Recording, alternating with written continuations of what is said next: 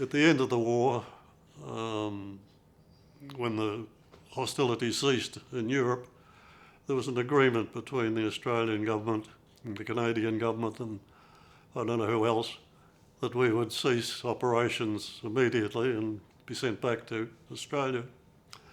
So that's what happened. As soon as the war over there ended, I was posted away from the squadron to Beccles, which is a reception depot waiting, in fact, to go out to India again.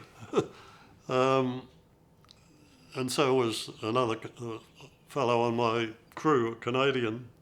He didn't go to Beccles, he went to another place. But the two of us were taken off the flight and replaced by other people. Anyway, in Beccles, in the mess one Sunday morning, with one of the fellows who'd been on my first crew when we were having breakfast. And he was reading the News of the World, the English newspaper.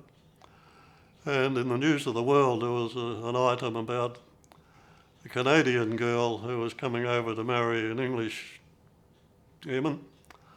And she'd got on a ship somewhere up the, what's the big river? Anyway, whatever it is, the river into Canada.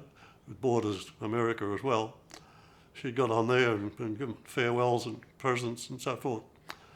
And the ship stopped at Halifax, which is on the outskirts of that river, just at the last stop before it went to England. And in Halifax she received news that the fellow she was about to marry had been killed in an accident. And anyway, he pointed that out to me because the fellow who was killed was one of my crew. And I investigated a bit further and found that it was the whole crew had been killed and gone out on a job of some kind.